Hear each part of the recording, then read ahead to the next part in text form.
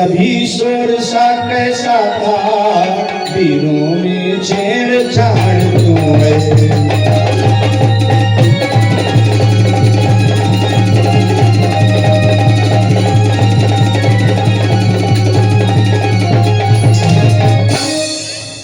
हे जनक, ये बताओ ये भीड़ भाड़ कैसी है और अभी शोर सा कैसा था। ये जो वीर दिखाई दे रहे हैं इनमें छेड़छाड़ है, क्या है तुम्हारे यहाँ। जनक कहने लगे महाराज आप शांत हो जाएं, सब कुछ जान जाओगे। इतने में राजा लोगों ने विचार किया कि परशुराम जी को अगर वंदन नमन नहीं करोगे हो सकता संहार कर दे, साफ कर दे सबको। तो सब वंदन नमन करने लगी और भैया जनक जी ने सीता जी को सामने लाया और सीता जी से जब वंदन नमन करवाया अखंड सौभाग्यवती होने का वरदान दे दिया। जनक कहने लगे अब तो चलो ठीक है, अखंड सौभाग्यवती, अब कौन मारने वाला। वरदान पा गए। इसके बाद परशुराम जी आए,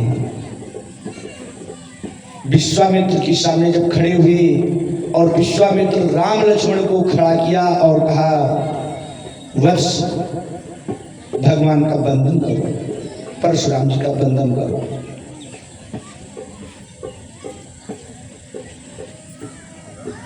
परशुराम जी का बंधन तो दोनों भाइयों ने किया, लेकिन अपना परिचय नहीं बताया। और जितने प्रणाम करते थे, बंधन करते थे, अपना परिचय बताते थे, अपना नाम, पिता का नाम, अपना वंश, अपना ग्राम, सब कुछ बताने के बाद प्रणाम करते थे। राम ने प्रणाम किया लेकिन अपना परिचय नहीं।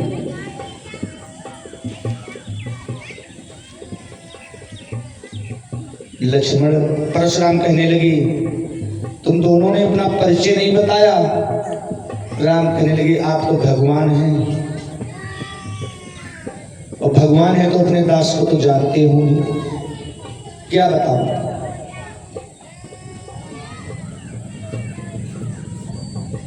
परशुराम कहने लगे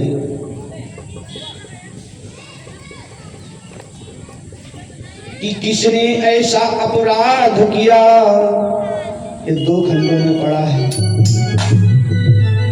मेरे सामने ये दो खंडों में पड़ा है। और ये लड़के जो हैं ये ज्यादा कुछ बातें करते हैं। किसने ऐसा अपराध किया जो शिव धनुष को तोड़ा है, अरे इस शिव धनुष को तोड़ा है। श्री जनक नंदनी सीता से किसने नाता जोड़ा है।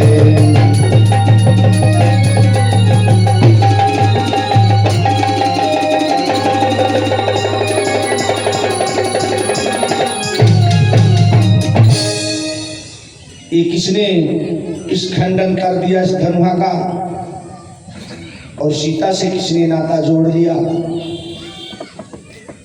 राम जी कहने लगे महाराज ये कार्य करने वाला कोई आपका दास ही होगा।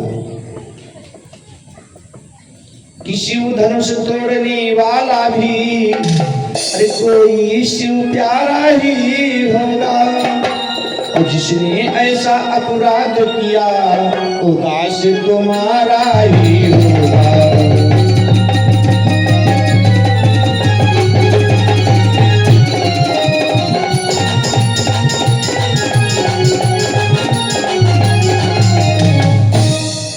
परशुराम कहने लगे तुम दास कहते हो, अरे जो दास का काम करे, सेवा करे वो दास कहता है, और जो शत्रु का काम करे वो शत्रु ही होता है। जिसने ऐसा अपराध किया है मेरे हाथों बच नहीं सकता। लक्ष्मण जी खड़े हो गए और कहा, महाराज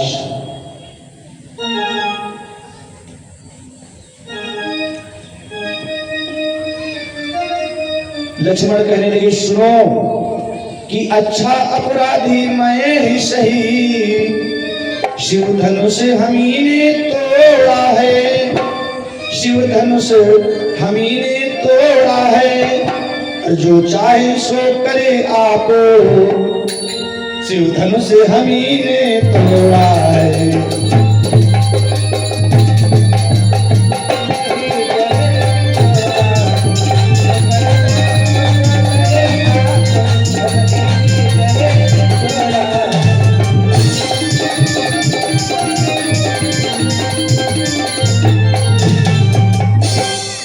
चलो मैं ही अपराधी हूं और ये शिव धनुष जो है मेरे से टूटा है, लेकिन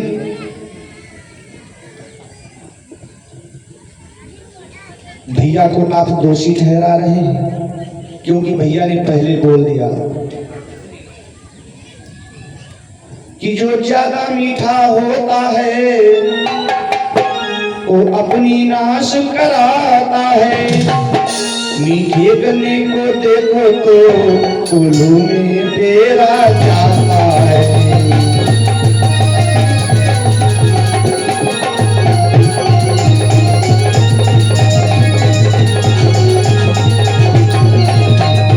तो मीठी बोली बोलने से तोता पिंजरे में आता है, जो ज्यादा मीठा होता है वो अपनी नाश कराता है।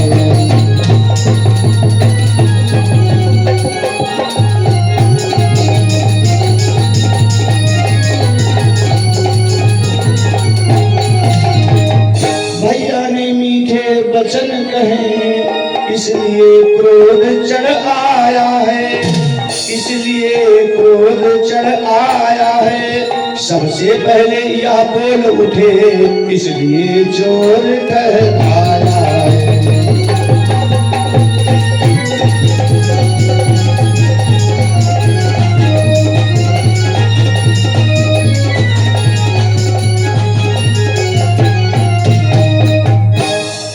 अये मुनवर, आप बड़ी बड़ी बातें करते हो, आपके पास काम तो कोई है नहीं, और हमारे भाई ने मीठी बोली बोल दिया, अब चोट ठहरा दिया, और ईदन की धन ही जमने हैं, न जाने कितनी हमने तोड़ दी, लेकिन कबू आपने रिसाए नहीं, और ये धर्मों का लाल लगे, इस धर्म में क्या लाल लगे, जो स्वामी कर्माए इतने क्यों नाराज हो रहे हैं। परशुराम कहने लगे, अरे इस धर्मे की और उन धर्मों की आप बराबरी कर रहे हैं। लक्ष्मण ने कहा, मेरी नजर में सब एक जैसे हैं, और जानते हो ये बार बार फरसा दिखाते हो, मुझे डराते हो, धमकाते हो, हम कोई छुई मुंह के पेड़ नहीं है, जो अंगुली लगाओगे कुम्हला जाऊंगा, तर्जनी दिखाओगे कुम्हड़ा की बतिया ना, जो सूख जब घिनाए जाओ, ये मत दिखाओ। और भैया लक्ष्मण और परशुराम जी का बहुत बड़ा संवाद है, लेकिन राम जी बोल पड़े,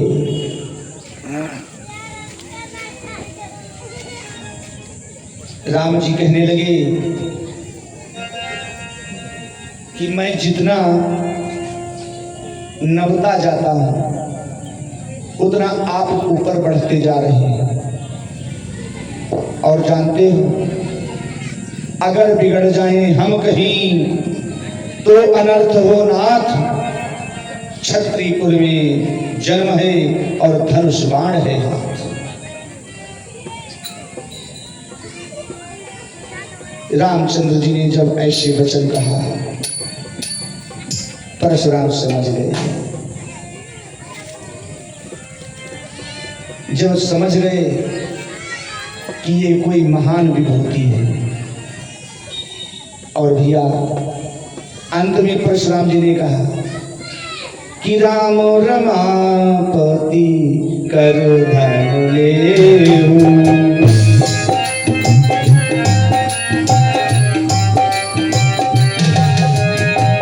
राम रमापति कर धन लेहु, खींचहु चाको मिटई संदेहु।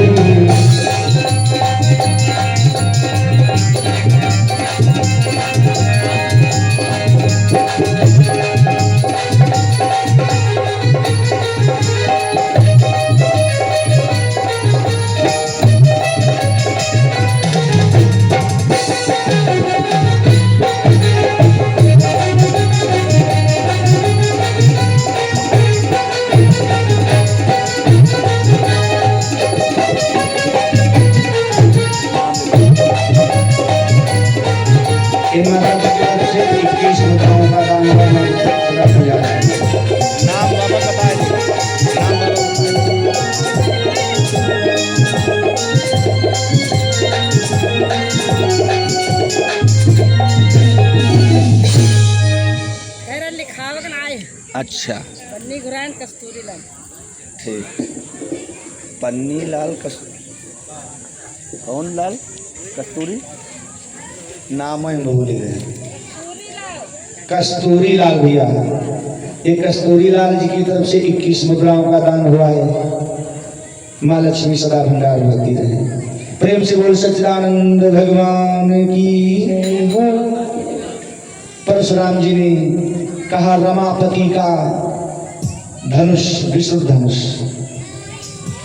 ये हमारे पास है, और अगर आप उन्हीं का अवतार हैं तो इस धनुष पर प्रतिज्ञा चढ़ा दो,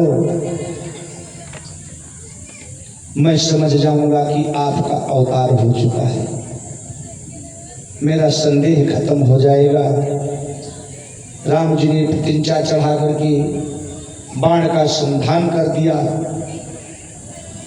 परशुराम जी कहने लगे महाराज समझ गया, लेकिन इसे छोड़ना मत। राम ने कहा ये वैष्णो अस्त्र है, अगर छोड़ूंगा नहीं तो व्यर्थ जाएगा, लेकिन छोड़ू कहाँ, तुम्हें मारूं? परशुराम जी ने कहा मेरी जो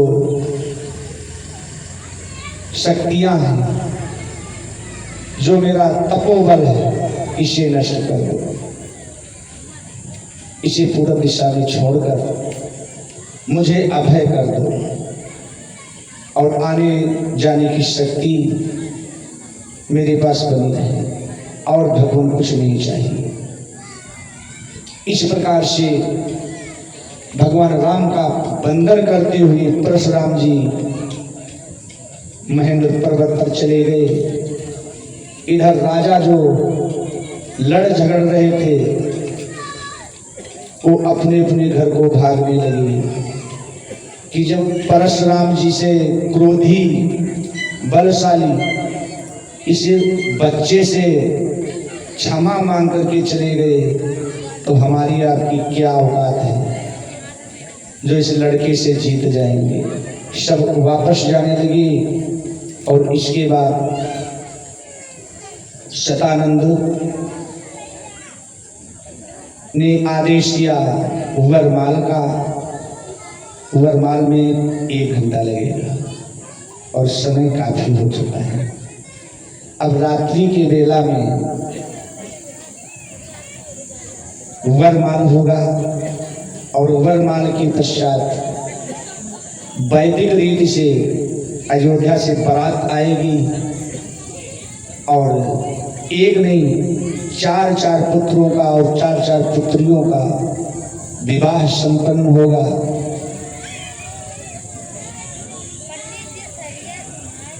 और जब विवाह होगा तो सबसे पहले जब बारात चलेगी तो बनरा होंगे। हाँ, तब बनरा हुई है। जैसे बारात तैयार हो लगी तैसे बनरा हो लगी है। और जैसे बारात हुआ पहुंच गई है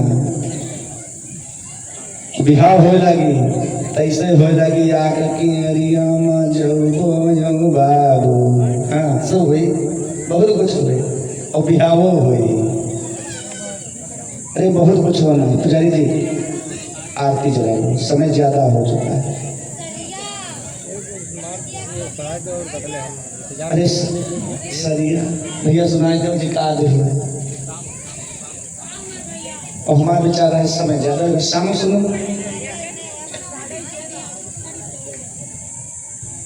सुनी हो अत्यंत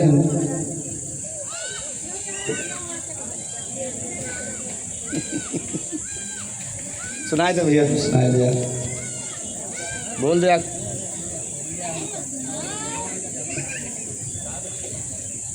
हाँ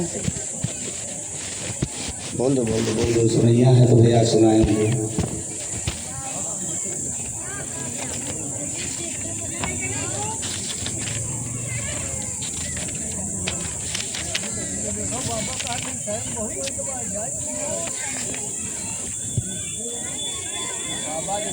आरती में दिखाए भाई थे बाबा जाए हैं बाबा उधर आरती में दिखाए आरती चली गई। अरे तब एक बोलो तो जरूर है बोल दिया। जो आरती चली गई तो कोई बात नहीं। एक पति पत्नी थे। पति और पत्नी। पति देवता बाहर कमाने चले गए और कमाने गए तो कितने दिन कमाए। अरे महीना 2 महीना कमाई होती अलग के बात है। पूरे 12 महीना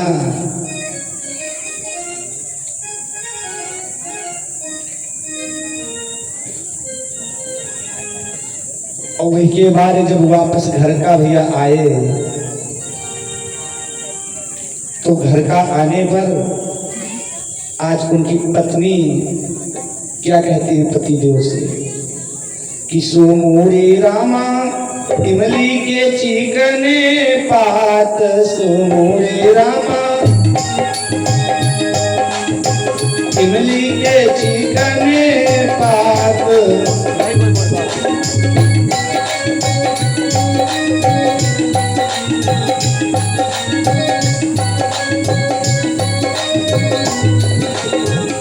जय हो। कोई के रावण का इच्छा नहीं। अयो नहीं जानते जब चीकने पाते हैं तो रसोई रस डुबा लेते हैं। हाँ लेकिन इनका मन ही नहीं है। चलो रहे तो शाम के सुने फिर हमें तो सुनाई जाए। प्रेम से बोल हनुमान जी महाराज की। रात में सुन लियो बड़ी हंसना है। जलाओ।